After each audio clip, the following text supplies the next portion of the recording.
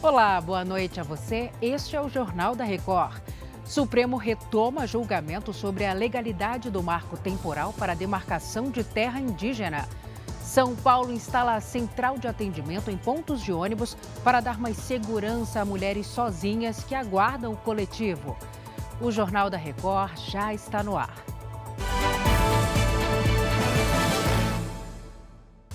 Oferecimento Consórcio Bradesco. Conquiste sua casa nova sem juros e sem entrada. O Supremo Tribunal Federal vai retomar o julgamento da constitucionalidade do marco temporal de demarcação da terra indígena. Matheus Escavazini, boa noite para você. E há uma grande expectativa, né, Matheus, em torno do voto do ministro Cristiano Zanin. Isso mesmo, boa noite para você, Salsi. Tanto que nessa terça-feira, a ministra dos Povos Indígenas, Sônia Guajajara, visitou Cristiano Zanin. Ela reforçou que o Supremo é fundamental para a defesa e garantia dos direitos constitucionais dos povos indígenas. Há uma preocupação em relação ao posicionamento de Zanin, já que ainda durante a sabatina dele no Senado, em junho, ele disse ser preciso conciliar interesses dos indígenas e do agronegócio. Zanin também votou contra uma ação que pediu reconhecimento do uso de violência policial contra os povos indígenas no Mato Grosso do Sul. O marco temporal define que só podem ser demarcadas as terras que já estavam ocupadas por indígenas antes da Constituição Federal de 1988. Até o momento, o placar do julgamento está em 2-1 contra o marco temporal. O julgamento dessa quarta será retomado com o voto do ministro André Mendonça, que pediu vista dos autos em junho. Depois será a vez de Zanin. Salsi. A gente segue acompanhando. Obrigada, Matheus. O BNDES vai liberar nesta quarta-feira mais de 5 bilhões de reais a programas do Plano Safra 2023-2024. Segundo o governo, a medida garante que o dinheiro chegue de maneira mais eficiente aos produtores rurais. Do total, cerca de 3 bilhões e 400 milhões de reais serão destinados à agricultura empresarial e 1 bilhão e 700 milhões de reais para a agricultura familiar. O governo de São Paulo começou a instalar painéis inteligentes em pontos de ônibus da capital paulista para ajudar no combate à violência contra mulheres. Agora a gente fala com a Caterina Schutt. Caterina, boa noite para você. E como funciona essa ferramenta, hein?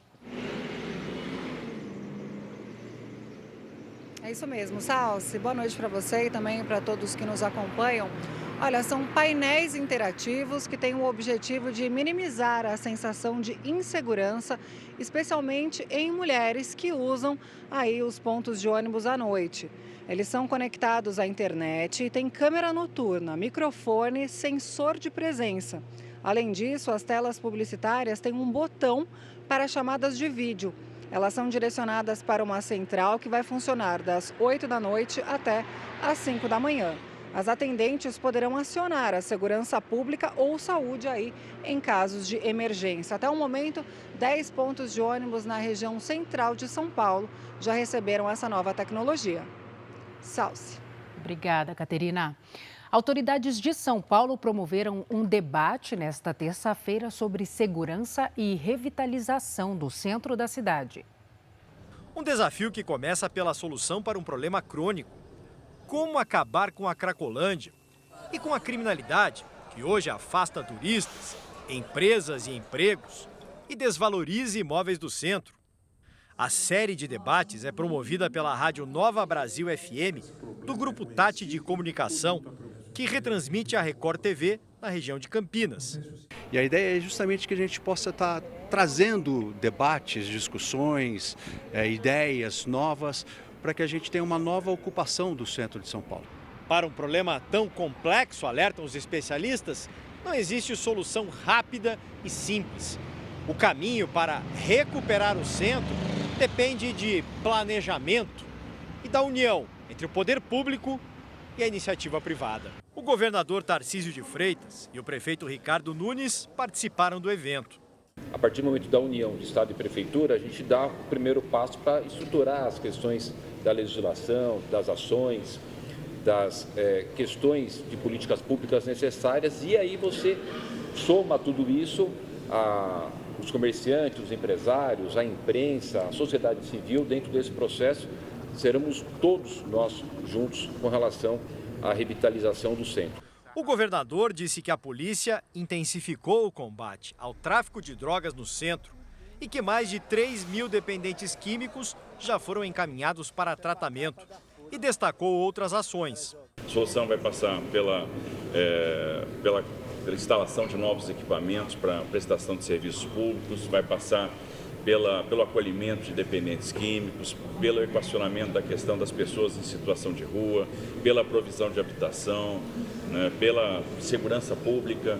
A recuperação do centro de São Paulo é um trabalho longo, mas, segundo especialistas, vai ser decisiva para a cidade. Se a gente começar a imaginar o que nós podemos fazer aqui no centro da cidade, de centros icônicos, que qualquer pessoa que passar por perto da América do Sul não vai poder deixar de vir aqui ver alguma coisa, a gente está construindo essa atratividade importante. E nós temos potencial para fazer isso aqui.